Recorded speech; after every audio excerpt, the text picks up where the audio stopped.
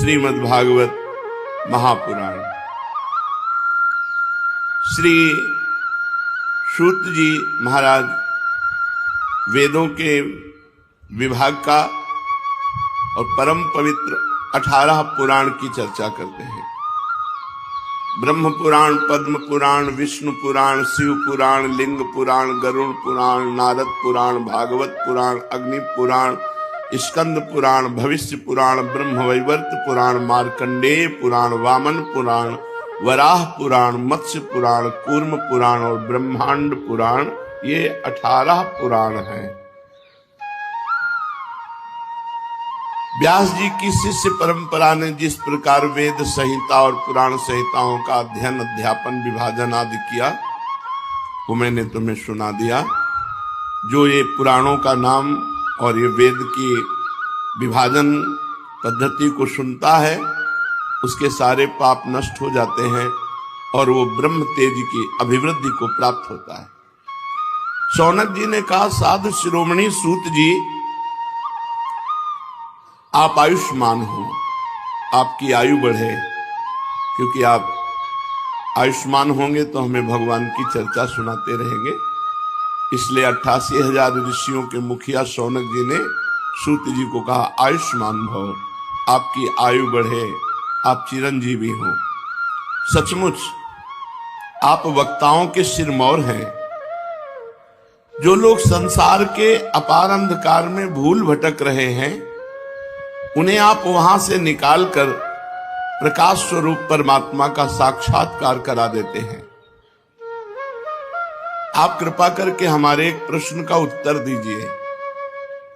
लोग कहते हैं कि मृकंड ऋषि के पुत्र मार्कंडेय ऋषि चिरायु हैं और जिस समय प्रलय ने सारे जगत को निगला था, उस समय भी वे बचे रहे। परंतु सूत जी, वे तो इसी कल्प में हमारे ही वंश में उत्पन्न हुए एक श्रेष्ठ भृगुवंशी हैं, और जहां तक हमें मालूम है कि इस कल्प में अब तक प्राणियों का कोई प्रलय नहीं हुआ है। ऐसी स्थिति में ये बात कैसे सत्य हो सकती है कि जिस समय प्रलय का समय नहीं आया और प्रलय हुआ और केवल मार्कंडेय जी बचे। जब पूरी पृथ्वी जल में डूब रही थी, उस समय केवल मार्कंडेय जी डूब उतरा रहे थे और उन्होंने अक्षय वट के पत्ते के दोने में अत्यंत अद्भुत और सोए हुए बाल मुकुंद भगवान का दर्शन किया। सूत जी, हमारे मन में बड़ा संदेह है और इस बात को जानने की बड़ी उत्कंठा है, और आप बड़े योगी हैं, पौराणिकों में सम्मानित हैं। आप कृपा करके हमारा यह संदेह मिटा दीजिए। सूत जी महाराज ने कहा, शौनक जी, आपने बड़ा सुंदर प्रश्न किया, इससे लोगों का भ्रम मिट जाएगा। और सबसे बड़ी बात तो यह है, इसमें भगवान की मंगलमयी महिमा है। जो इसका गान करता है, उसके सारे कलिमल नष्ट हो जाते हैं। शौनक जी, मृकंड ऋषि ने अपने पुत्र मार्कंडेय के सभी संस्कार समय समय पर किए।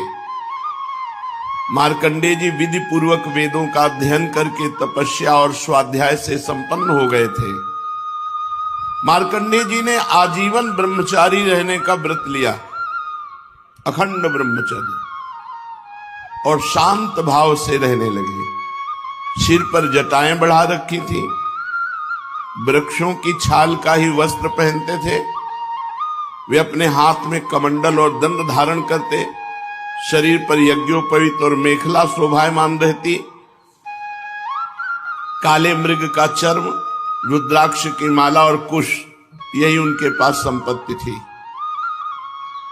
ये सब उन्होंने अपने आजीवन ब्रह्मचर्य व्रत की पूर्ति के लिए ही ग्रहण किया था। वे सायंकाल और प्रातःकाल अग्निहोत्र, सूर्योपस्थान, गुरुवंदन, ब्राह्मण सत्कार, मानस पूजा और मैं परमात्मा का स्वरूप ही हूं, इस प्रकार की भावना के द्वारा भगवान की आराधना करते। सायं प्रातः भिक्षा लाकर गुरुदेव के चरणों में निवेदन कर देते और मौन हो जाते। गुरुजी की आज्ञा होती तो एक बार भोजन कर लेते, अन्यथा उपवास कर जाते। मार्कंडेय जी ने इस प्रकार तपस्या और स्वाध्याय में तत्पर रहकर करोड़ों वर्ष तक भगवान की आराधना की। करोड़ों वर्ष इस प्रकार उन्होंने आराधना करके मृत्यु पर विजय प्राप्त कर ली। जिस मृत्यु को जीतना बड़े बड़े योगियों के लिए भी कठिन है, उस मृत्यु पर मार्कंडेय जी ने तपस्या और भजन के द्वारा विजय प्राप्त कर ली। मार्कंडेय जी की मृत्यु विजय को देख करके भगवान ब्रह्मा, भृगु, भगवान शंकर, दक्ष प्रजापति, ब्रह्मा जी के अन्य पुत्र तथा मनुष्य, देवता, पितर एवं अन्य सभी प्राणी अत्यंत विस्मित हो गए। आजीवन अखंड ब्रह्मचर्य व्रतधारी एवं योगी मार्कंडेय जी ने इस प्रकार तपस्या, स्वाध्याय और संयम आदि के द्वारा अविद्या आदि सारे क्लेशों को मिटाकर शुद्ध अंतःकरण से इंद्रियातीत परमात्मा का ध्यान करने लगे। योगी मार्कंडेय जी महायोग के द्वारा अपना चित्त भगवान के स्वरूप में जोड़ते रहे। इस प्रकार साधन करते करते बहुत समय 6 मनवंतर व्यतीत हो गए। ब्रह्मन इस 7वें मनवंतर में जब इंद्र को पता चला, तब तो वे उनकी तपस्या से शंकित और भयभीत हो गए। इसलिए उन्होंने मार्कंडेय जी की तपस्या में विघ्न डालना आरंभ कर दिया। शौनक जी, इंद्र ने मार्कंडेय जी की तपस्या में विघ्न डालने के लिए उनके आश्रम पर गंधर्व, अप्सराएं, काम, वसंत, मलयानिल, लोभ और मद को भेजा। भगवान वे सब अप्सरादि देवराज इंद्र की आज्ञा के अनुसार मार्कंडेय जी के आश्रम पर गए। मार्कंडेय जी का आश्रम हिमालय के उत्तर की ओर है। वहां पुष्पभद्रा नाम की नदी बहती है और उसके पास ही चित्रा नाम की एक शिला है। शौनक जी, मार्कंडेय जी का आश्रम बड़ा ही पवित्र है। चारों ओर हरे भरे पवित्र वृक्षों की पंक्तियां हैं, उन पर लताएं लहलहाती रहती हैं। वृक्षों के झुरमुट में स्थान स्थान पर पुण्यात्मा ऋषिगण निवास करते हैं। बड़े ही पवित्र एवं निर्मल जल से भरे जलाशय सब ऋतुओं में एक से ही रहते हैं। मार्कंडेय जी के आश्रम में कहीं मतवाले भौरे अपने संगीतमयी गुंजार से लोगों का मन आकर्षित करते रहते हैं, तो कहीं मतवाले कोकिल पंचम स्वर में कुहू कुहू कूकते रहते हैं। कहीं मतवाले मोर अपने पंख फैलाकर कलापूर्ण नृत्य करते रहते हैं, तो कहीं अन्य मतवाले पक्षियों का झुंड खेलता रहता है।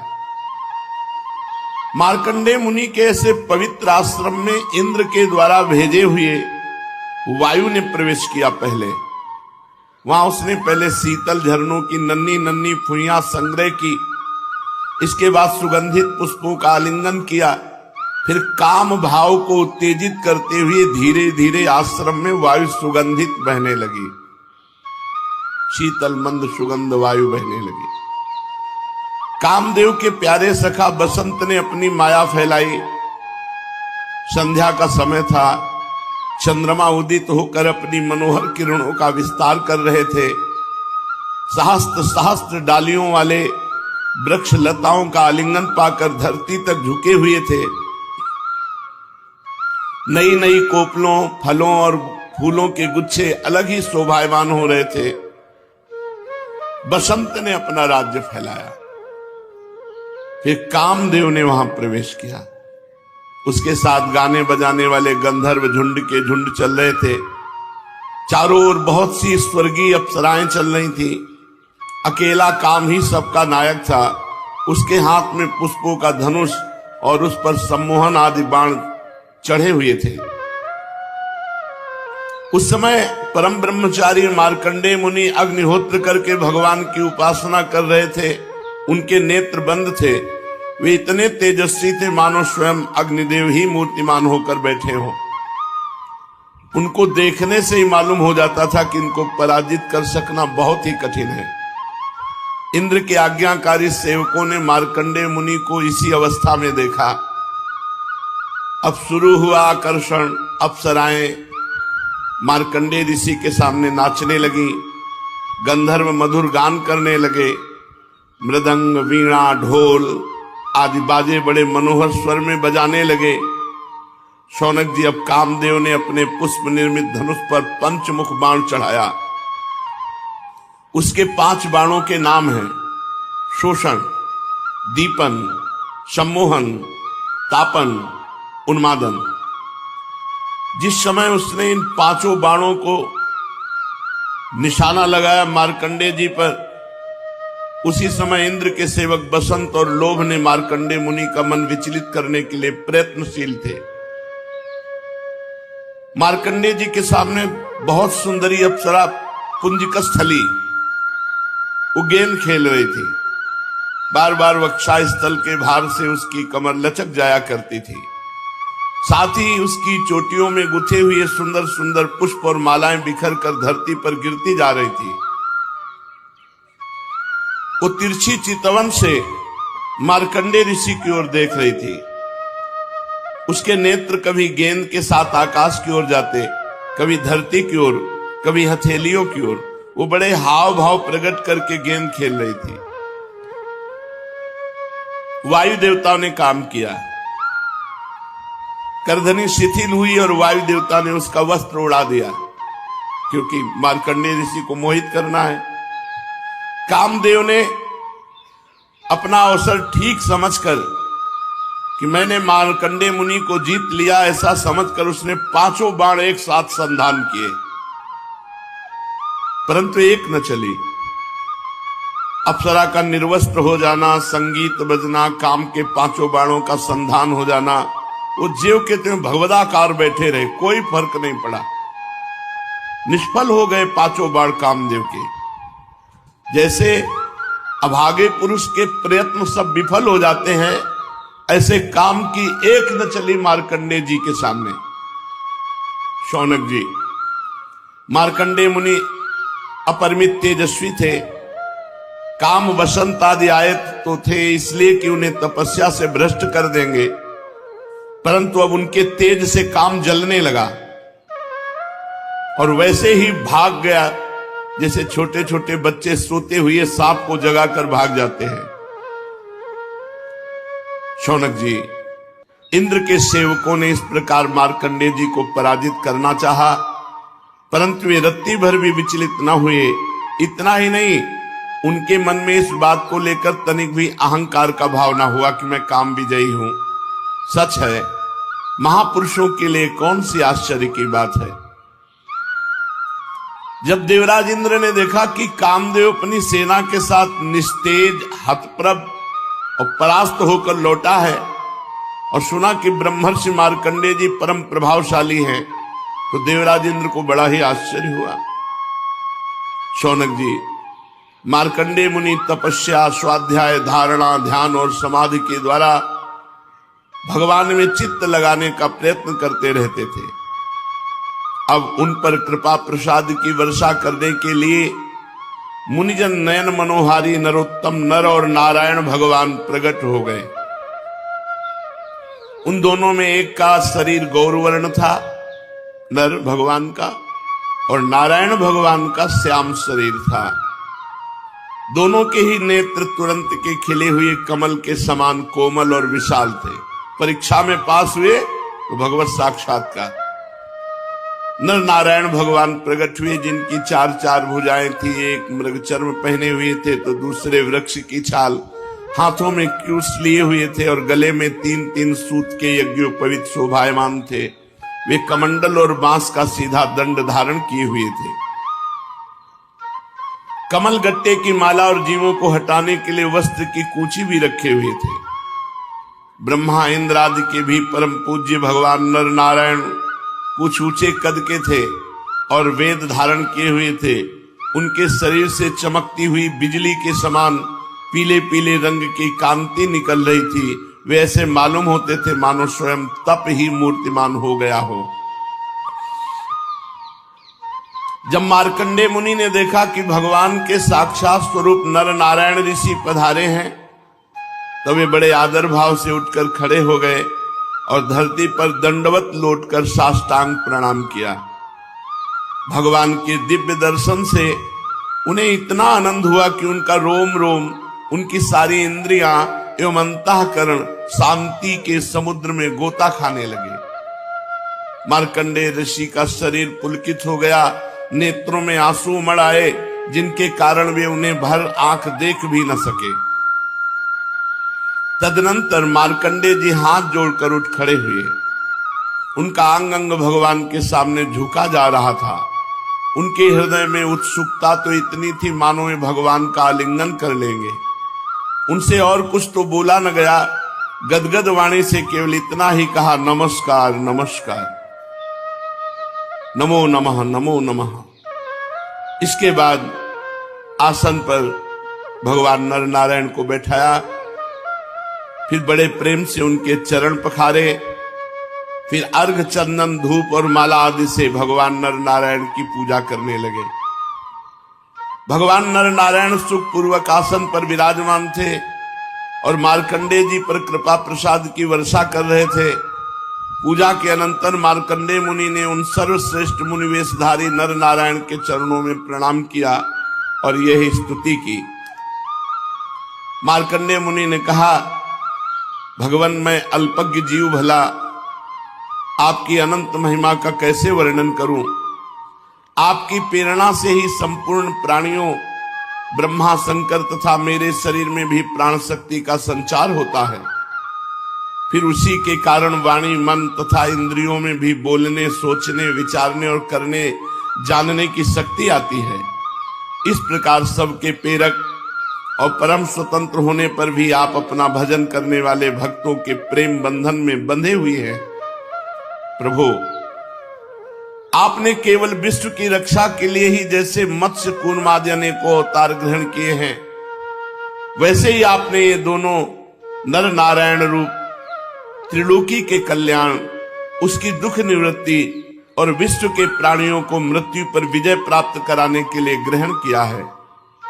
आप रक्षा तो करते ही हैं, मकड़ी के समान अपने से ही इस विश्व को प्रकट करते हैं और फिर स्वयं अपने में ही लीन भी कर लेते हैं।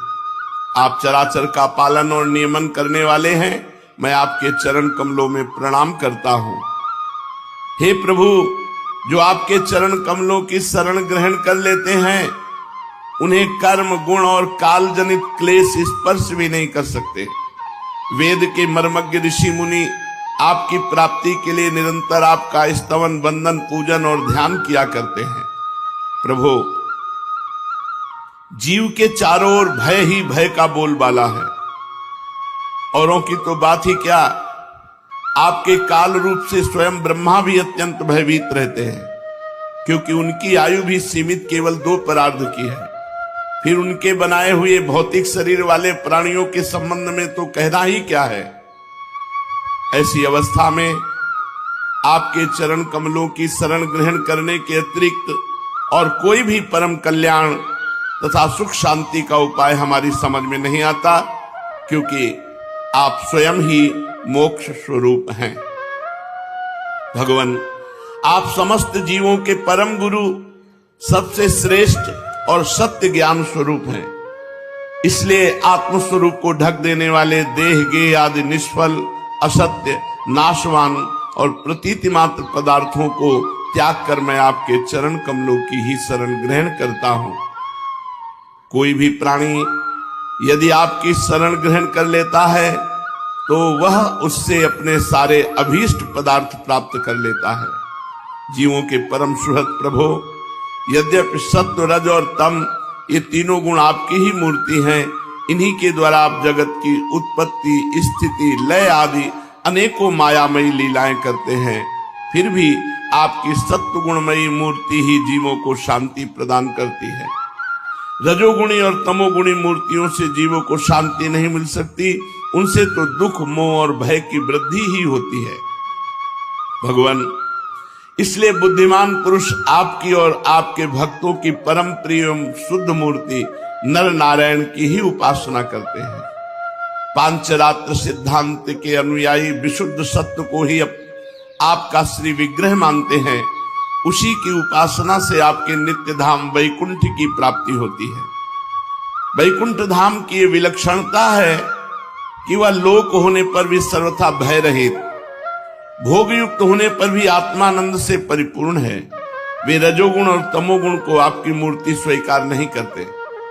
भगवान, आप अंतर्यामी, सर्वव्यापक, सर्वस्वरूप, जगत गुरु, परम आराध्य और शुद्ध स्वरूप हैं। समस्त लौकिक और वैदिक वाणी आपके अधीन है। आप ही वेद मार्ग के प्रवर्तक हैं। मैं आपके इस युगल स्वरूप नर नारायण को नमस्कार करता हूं। आप यद्यपि प्रत्येक जीव की इंद्रियां तथा उनके विषयों में, प्राणों में, हृदय में भी विद्यमान है, तो भी आपकी माया से जीव की बुद्धि इतनी मोहित हो जाती है, ढक जाती है कि वो निष्फल और झूठी इंद्रियों के जाल में फंसकर आपकी मधुर झांकी से वंचित हो जाता है। किंतु सारे जगत के गुरु तो आप ही हैं। इसलिए पहले अज्ञानी होने पर भी जब आपकी कृपा से उसे आपके ज्ञान भंडार वेदों की प्राप्ति होती है, तब वो आपके साक्षात दर्शन कर लेता है।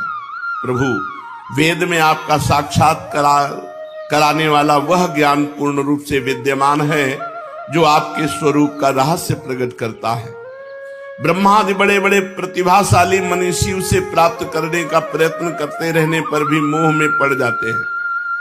आप भी ऐसे लीला बिहारी हैं कि विभिन्न मत वाले आपके संबंध में जैसा सोचते विचारते हैं, वैसा ही शील, स्वभाव और रूप ग्रहण करके आप उनके सामने प्रकट हो जाते हैं। वास्तव में आप देह आदि समस्त उपाधियों में छिपे हुए विशुद्ध विज्ञान घन ही हैं। हे पुरुषोत्तम, मैं आपकी वंदना करता हूं। सूत जी कहते हैं, जब ज्ञान संपन्न मार्कंडेय मुनि ने इस प्रकार स्तुति की, तब भगवान नर नारायण ने प्रसन्न होकर मार्कंडेय जी से कहा। भगवान नारायण ने कहा, सम्मान्य ब्रह्मर्षि शिरोमणि, तुम चित्त की एकाग्रता, तपस्या, स्वाध्याय, संयम और मेरी अनन्य भक्ति से सिद्ध हो गए हो। तुम्हारे इस आजीवन ब्रह्मचर्य व्रत की निष्ठा देखकर हम तुम पर बहुत ही प्रसन्न हुए हैं। तुम्हारा कल्याण हो। मैं समस्त वर देने वालों का स्वामी हूं, इसलिए तुम अपना अभीष्ट वर मुझसे मांग लो। मार्कंडेय मुनि ने कहा, देव देवेश, शरणागत भयहारी अच्युत, आपकी जय हो, जय हो। हमारे लिए बस इतना ही वर पर्याप्त है कि आपने कृपा करके अपने मनोहर स्वरूप का दर्शन कराया। ब्रह्मा शंकर आदि देवगण योग साधना के द्वारा एकाग्र हुए मन से ही आपके परम सुंदर श्री चरण कमलों का दर्शन प्राप्त करके कृतार्थ हो गए हैं। आज उन्हीं आपने मेरे नेत्रों के सामने प्रकट होकर मुझे धन्य बनाया है। पवित्र कीर्ति महानुभावों के शिरोमणि कमल नयन, फिर भी आपकी आज्ञा हुई कि मैं वरदान मांगूं, तो मैं वरदान मांगता हूं। मैं आपकी वह माया देखना चाहता हूं जिससे मोहित होकर सभी लोक और लोकपाल अद्वितीय वस्तु ब्रह्म में अनेकों प्रकार के भेद विभेद देखने लगते हैं। ये वरदान मांगा मार्कंडेय जी ने, मुझे आप अपनी माया दिखाओ। सूत जी कहते, शौनक जी, जब इस प्रकार मार्कंडेय मुनि ने भगवान नर नारायण की इच्छा अनुसार स्तुति पूजा कर ली एवं वरदान मांग लिया, तब भगवान मुस्कुराए। मुस्कुराना ही माया है। और कहा, ठीक है, ऐसा ही होगा। इसके बाद भगवान नर नारायण अपने आश्रम बद्रीवन को चले गए। मार्कंडेय मुनि अपने आश्रम में रहकर इस बात का चिंतन करते कि भगवान कहते थे माया दिखाएंगे, ये कब माया दिखाएंगे? वे अग्नि, सूर्य, चंद्रमा, जल, पृथ्वी, वायु, आकाश एवं अंतःकरण में तो क्या, सर्वत्र भगवान का ही दर्शन करते हुए मानसिक वस्तुओं से भगवान का पूजन करते रहते। कभी कभी मार्कंडेय जी के हृदय में प्रेम की ऐसी बाढ़ आ जाती कि वे उसके प्रवाह में डूबने उतराने लगते और उन्हें इस बात की भी याद न रहती कि कब कहां किस प्रकार भगवान की पूजा करनी चाहिए। वो सोचते थे कि भगवान आएंगे, फिर कभी कोई ऐसा चमत्कार जादू माया का दिखाएंगे। यही सोच रहे थे कि एक दिन पुष्पभद्रा नदी के तट पर मार्कंडेय मुनि भगवान की उपासना में तन्मय हो रहे थे। अचानक देखा कि बड़ी आंधी आ गई, बड़े जोर की आंधी। उसी समय आंधी के कारण बड़ी भयंकर आवाज होने लगी। देखा फिर विकराल बादल आ गए, आकाश बादलों से भर गया। देखा बिजली चमक चमक कर कड़कने लगी और रथ के धुरे के समान बूंदे नहीं, धारा जल की बरसने लगी। यही नहीं, मार्कंडेय मुनि ने देखा कि समुद्र अपनी मर्यादा तोड़ दिया और बाढ़ में आ गया और पृथ्वी को निगलते हुए उनके आश्रम को भी डूब दिया। आंधी के वेग में समुद्र की बड़ी बड़ी लहरें, बड़े भयंकर भंवर, बड़ी भयंकर कान फाड़ डालने वाली ध्वनि और स्थान स्थान पर बड़े बड़े मगरमच्छ लहरों में उछल रहे। उस समय मार्कंडेय जी ने देखा कि बाहर भीतर चारों ओर जल ही जल, मूसलाधार वर्षा समुद्र मर्यादा तोड़ दिए, सब संसार समुद्र में डूब गया। जिधर देखो जल ही जल,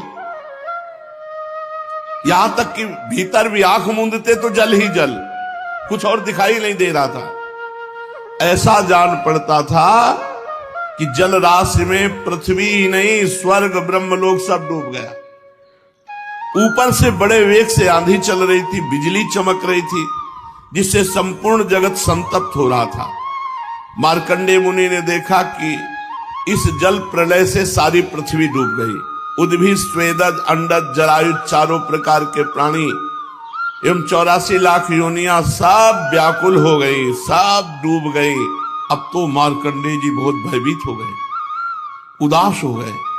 उनके सामने ही प्रलय समुद्र में भयंकर लहरें उठ रही थी, आंधी के वेग से जलराशि उछल रही थी, प्रलयकालीन बादल बरस बरस कर समुद्र को और भी भरते जा रहे थे। उन्होंने देखा कि समुद्र ने द्वीप वर्ष पर्वतों के साथ सारी पृथ्वी को डुबो दिया। पृथ्वी, अंतरिक्ष, स्वर्ग, ज्योतिर्मंडल, ग्रह, नक्षत्र, तारे, दिशाएं, तीनों लोक सब समुद्र में डूब गए। बचे तो केवल मार्कंडेय मुनि, सब डूब गए। अब उस समय उनकी जटाएं खुल गई, वो पागलों के समान हाथ फैला फैला करके अपने प्राण बचाने के लिए भागते, जिधर भागते उधर जल राशि। भूख से प्यास से व्याकुल हो रहे थे। किसी और बड़े बड़े मगरमच्छ उन पर टूट पड़ते, कोई तिमिंगल मच्छ उन पर टूट पड़ता, हवा की लहर के झोंके थपेड़े, घायल हो गए, विकल हो गए। इधर उधर तरंगों से भटकते भटकते बेहोश हो गए, इतने थक गए कि कुछ ज्ञान न रहा, न पृथ्वी का, न आकाश में, बस जल में ऐसे कभी बड़ी भारी भंवर में पड़ जाते, कभी तरल तरंगों की चोट से चंचल हो उठते, कभी जल जंतु आपस में एक दूसरे पर आक्रमण करते और ये अचानक उनका शिकार भी बन जाते। कहीं शोकग्रस्त हो जाते, कहीं मोहग्रस्त हो जाते, कभी दुख ही दुख के निमित्त आते, कभी थोड़ा सुख मिल जाता, कभी भयभीत हो जाते, कभी मर जाते, कभी जी जाते, कभी रोग होते। ये सब देख रहे हैं। मार्कंडेय मुनि नारायण भगवान की माया से मोहित हो रहे थे। प्रलय काल के समुद्र में भटकते भटकते उन्हें सैकड़ों, हजारों ही नहीं लाखों करोड़ों वर्ष बीत गए। शौनक जी, मार्कंडेय मुनि इसी प्रकार प्रलय जल में बहुत समय भटकते रहे। एक बार उन्होंने पृथ्वी के एक टीले पर एक छोटा सा बरगद का पेड़ देखा और उस बरगद के पेड़ में हरे हरे पत्ते और लाल लाल फल शोभायमान हो रहे थे।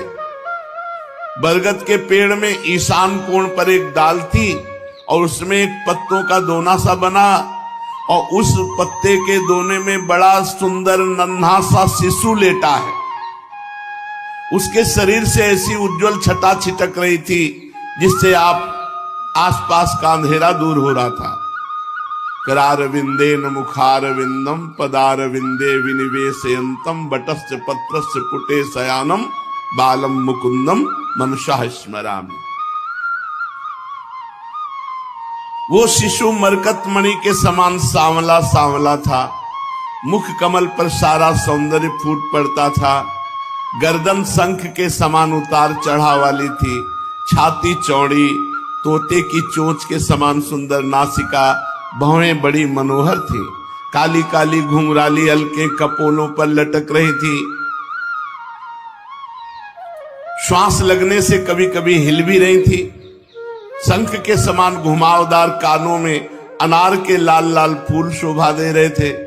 मूंगे के समान लाल लाल ओंठों की कांति से उनकी सुधामयी श्वेत मुस्कान कुछ लाल नीमा मिश्रित हो गई थी। नेत्रों के कोने कमल के भीतरी भाग के समान तनिक लाल लाल थे। मुस्कान और चितवन बरबस हृदय को पकड़ लेती थी। बड़ी गंभीर नाभि थी। छोटी सी तोन पीतल के पत्ते के समान जान पड़ती थी। श्वास लेने के समय उस पर पड़ी हुई बलें तथा नाभि भी हिल जाया करती थी। नन्हे नन्हे हाथों में बड़ी सुंदर सुंदर अंगुलियां थी। वो शिशु अपने दोनों कर कमलों से एक चरण कमल के मुख में, एक चरण कमल को अंगूठा मुख में डालकर चूस रहे थे। पैर का अंगूठा, दाहिने पैर को पकड़कर उसका अंगूठा चूस।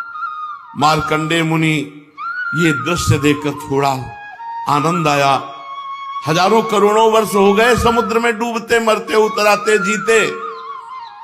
जब भगवान बाल मुकुंद के दर्शन किए तो थोड़ा शौनक जी उस दिव्य शिशु को देखते ही मार्कंडेय मुनि की सारी थकावट जाती रही। आनंद से उनके हृदय कमल और नेत्र कमल खिल गए। शरीर पुलकित हो गया। उस नन्हे से शिशु के इस अद्भुत भाव को देखकर उनके मन में तरह तरह की शंकाएं, ये कौन है ऐसा। अब वे उस शिशु से बातें पूछने के लिए उनके सामने गए सड़क के। अभी मार्कंडेय जी पहुंच भी नहीं पाए थे कि उस शिशु के श्वास के साथ उसके शरीर के भीतर उस प्रकार घुस गए जैसे कोई मच्छर किसी के पेट में चला जाए। जब शिशु के पेट में जाके देखा तो वही हाल वहां भी था। वहां भी प्रलय चल रही थी। पूरी सृष्टि जल में डूब गई थी। और वे विचित्र दृश्य देखकर आश्चर्यचकित हो गए कि जो प्रलय बाहर थी वही इस बालक के उदर में भी। वे मोहवश कुछ सोच विचार भी न सके। उन्होंने उस शिशु के उदर में आकाश, अंतरिक्ष, ज्योतिर्मंडल, पर्वत, समुद्र, द्वीप, वर्ष, दिशाएं, देवता, दैत्य, वन, देश, नदियां, नगर, खाने, किसानों के गांव, हीरों की बस्तियां, आश्रम, वर्ण, उनके आचार व्यवहार, पंच महाभूत, भूतों से बने हुए प्राणियों के शरीर तथा पदार्थ, अनेक युग और कल्पों के भेद से युक्त काल आदि सब कुछ भगवान बाल मुकुंद के पेट में देखा। केवल इतना ही नहीं, जिन देशों, वस्तुओं और कालों के द्वारा जगत का व्यवहार संपन्न होता है सब कुछ वहां विद्यमान था। कहां तक कहें, संपूर्ण विश्व न होने पर भी वहां सत्य के समान प्रतीत हो रहा था।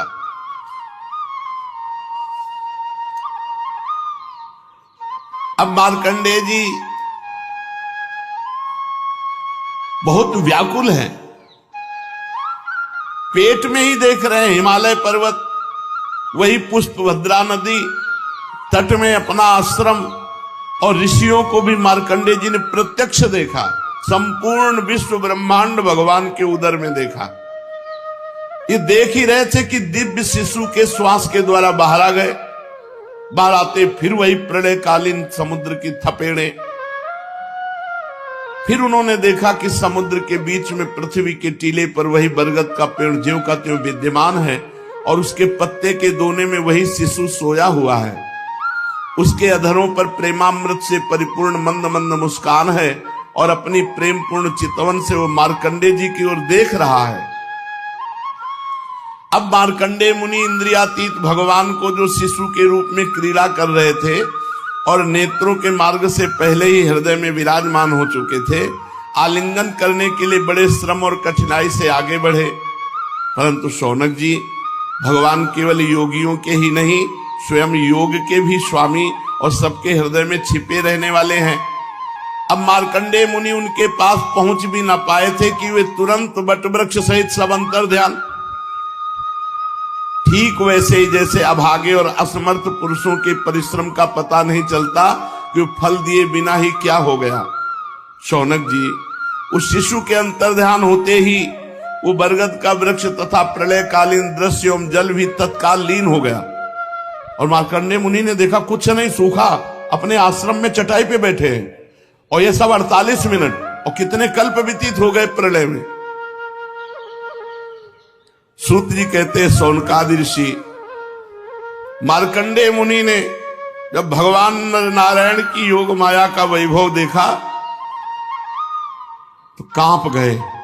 एक बूंद पानी नहीं, पूरा प्रलय हो गया। माया से मुक्त होने के लिए मायापति भगवान की एकमात्र शरणागति उपाय है, दूसरा कोई उपाय नहीं है। उन्हीं की शरण में स्थित हो गए मार्कंडेय जी। प्रभु अब भूलकर कभी अपनी माया मत दिखाना। मार्कंडेय जी मन ही मन कहा, प्रभु आपकी माया वास्तव में प्रतीति मात्र होने पर भी सत्य ज्ञान के समान प्रकाशित होती है और बड़े बड़े विद्वान भी उसके खेलों में मोहित हो जाते हैं।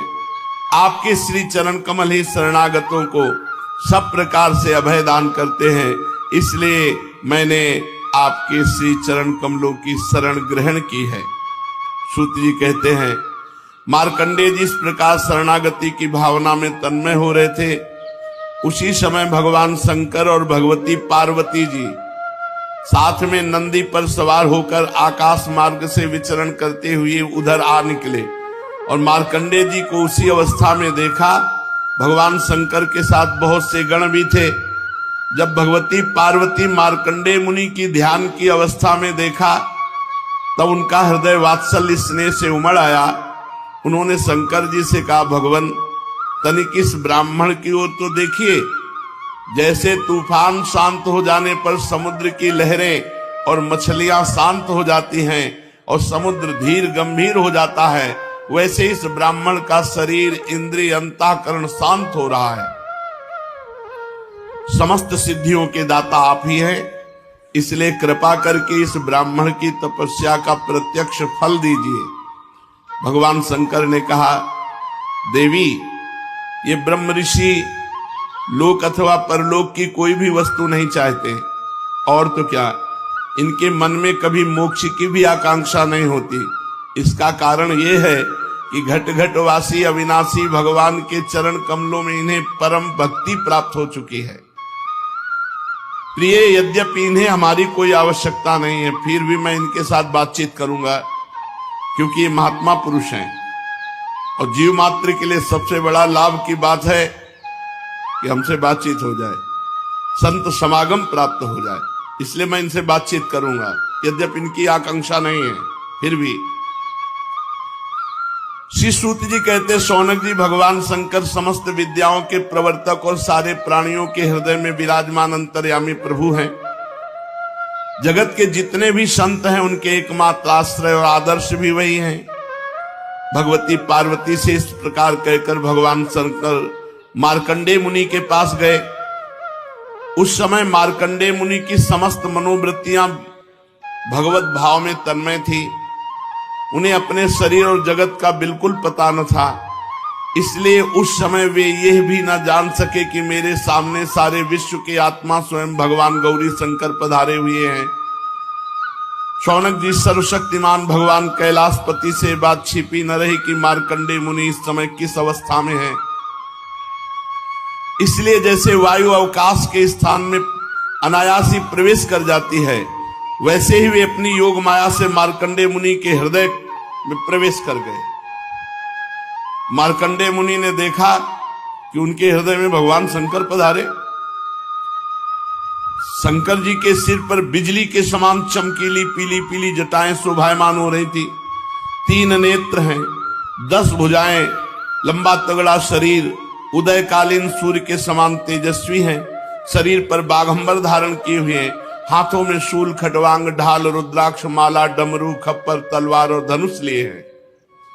मार्कंडेय मुनि अपने हृदय में अकस्मात भगवान शंकर का रूप देखकर विस्मित हो गए कि मैंने तो चाहा नहीं, ये क्या है, कहां से आए।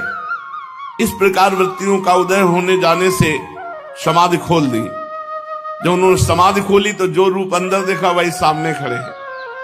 भगवान शंकर श्री पार्वती जी एवं अपने गणों के साथ सामने विराजमान है। तत्काल वो खड़े हो गए और खड़े होकर चरणों में साष्टांग प्रणाम किया।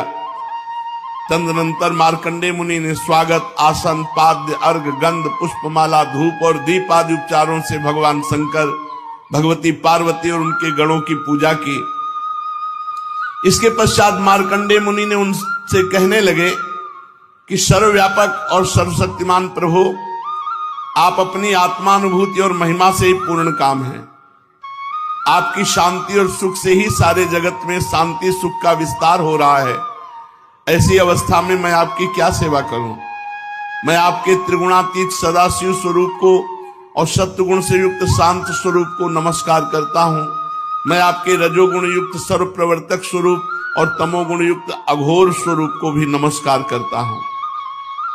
सूत जी कहते हैं, शौनक जी, जब मार्कंडेय मुनि ने संतों के परमाश्रय देवाधिदेव भगवान शंकर की इस प्रकार स्तुति की, तब वे उन पर अत्यंत संतुष्ट हुए और बड़े प्रसन्न चित्त से हंसते हुए कहने लगे।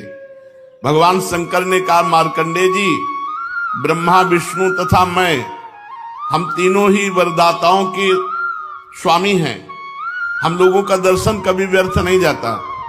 हम लोगों से ही मरणशील मनुष्य भी अमृतत्व की प्राप्ति कर लेता है।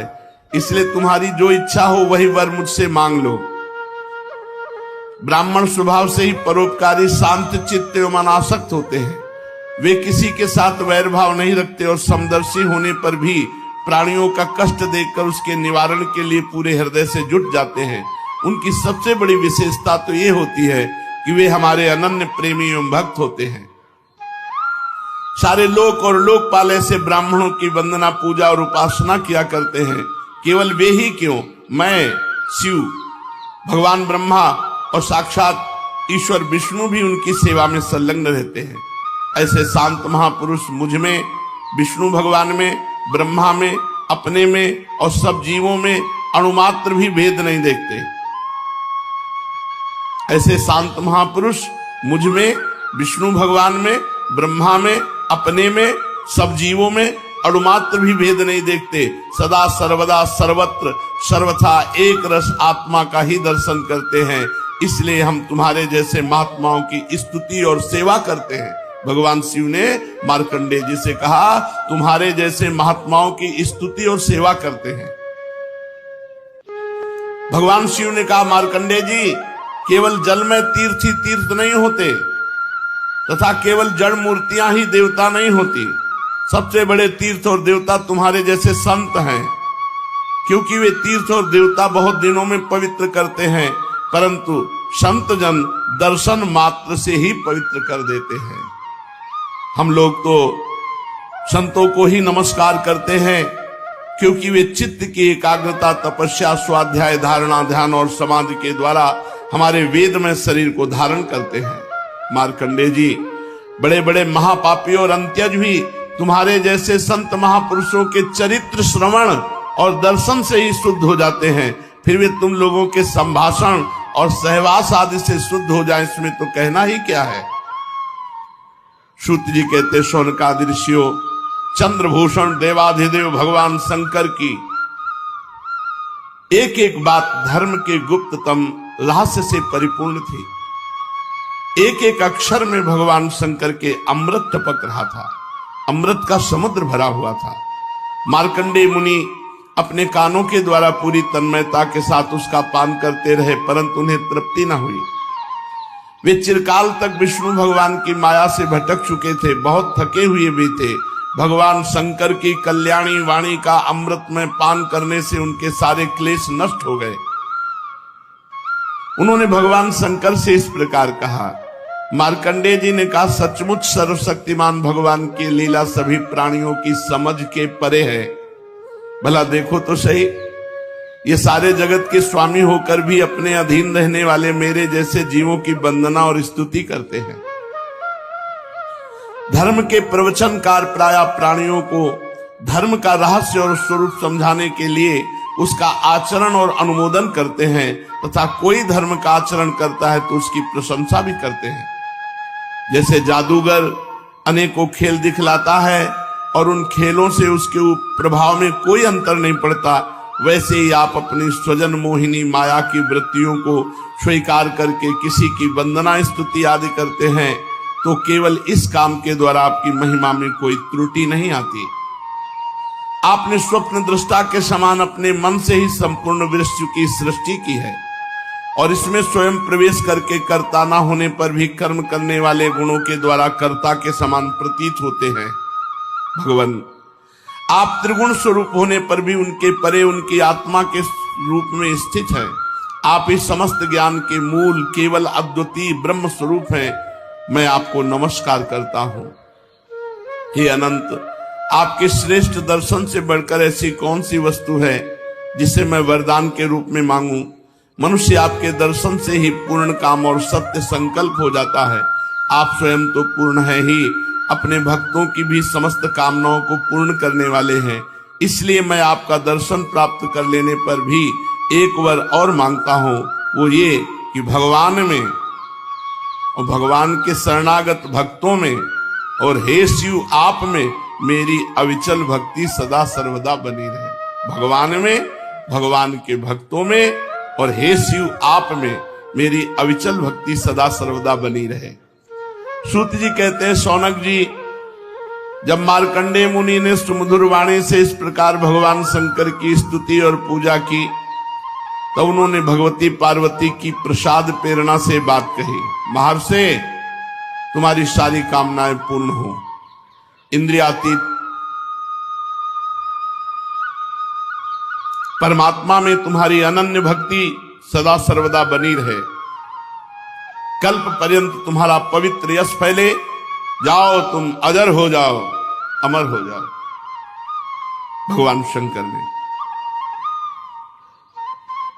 ब्रह्मम तुम्हारा ब्रह्म तेज तो सर्वदा अक्षुण्ण रहेगा ही, तुम्हें भूत भविष्य और वर्तमान के समस्त विशेष ज्ञानों का एक अधिष्ठान रूप ज्ञान और वैराग्य युक्त स्वरूप स्थिति की प्राप्ति हो जाए, तुम्हें पुराण का आचार्यत्व भी प्राप्त हो जाए। सूत जी कहते, शौनक जी, इस प्रकार परम करुणा में त्रिलोचन भगवान शंकर मार्कंडेय मुनि को वर देकर भगवती पार्वती से मार्कंडेय मुनि की तपस्या और उनके प्रलय संबंधी अनुभवों का वर्णन करते हुए वहां से चले गए।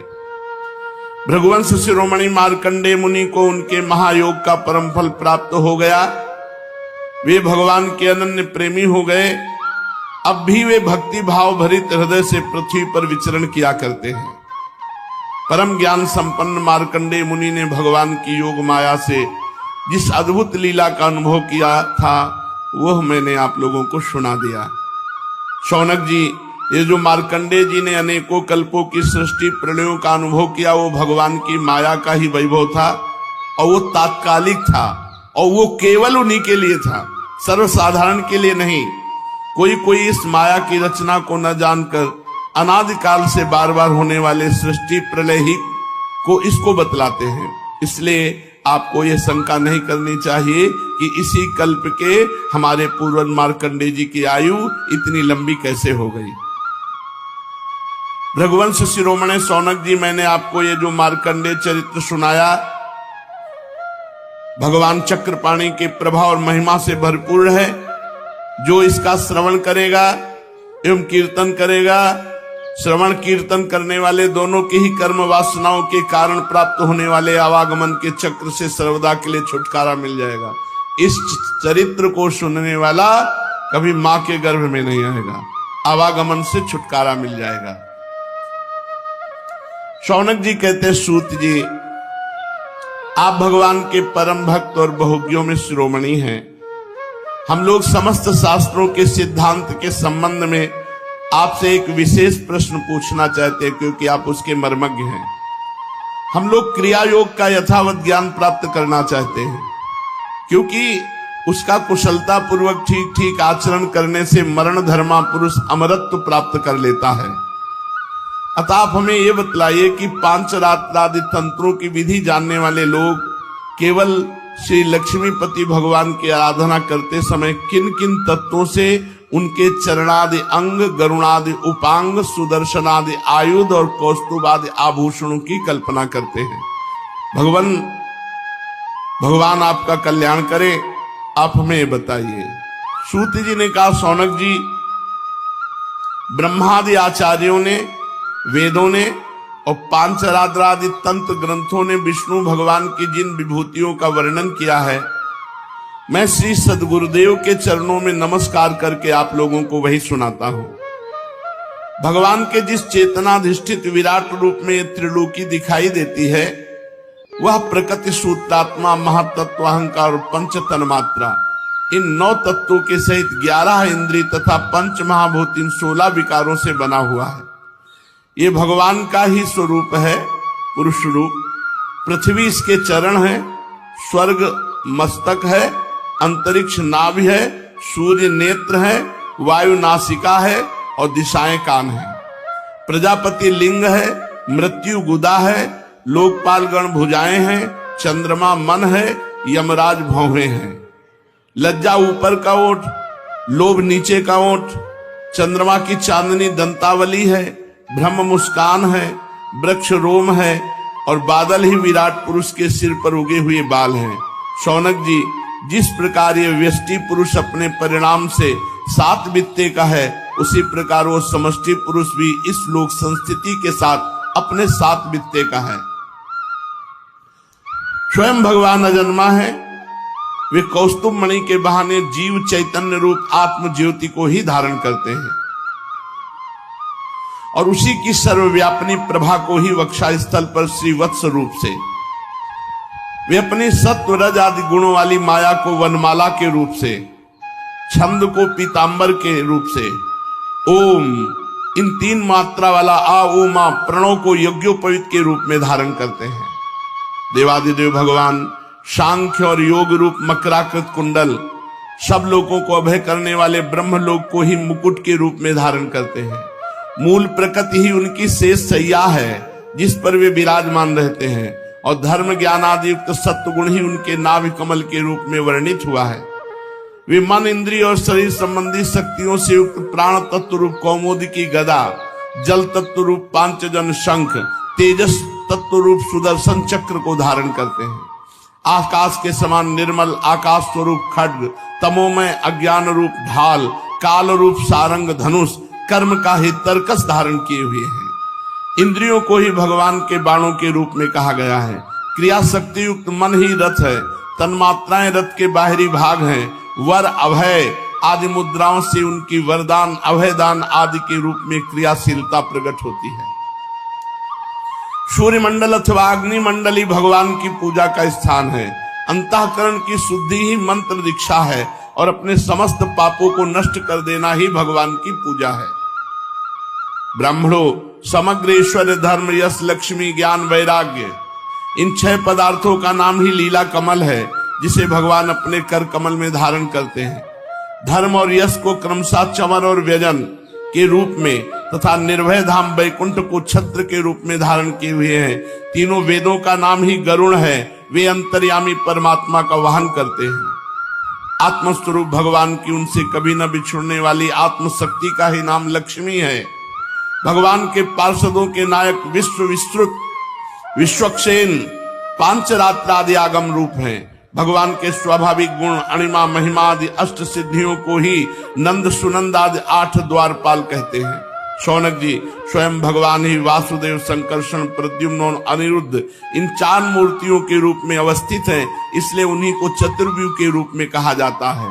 वे ही जागृत अवस्था के अभिमानी विश्व बनकर शब्द स्पर्श आदि वायु विषयों को ग्रहण करते हैं और वे ही स्वप्नावस्था के अभिमानी तेजस बनकर वायु विषयों के बिना ही मन अनेकों विषयों को देखते और ग्रहण करते हैं।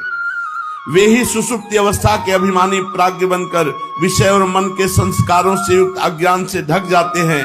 वही सबके साक्षी तुरी रहकर समस्त ज्ञानों के अधिष्ठान रहते हैं।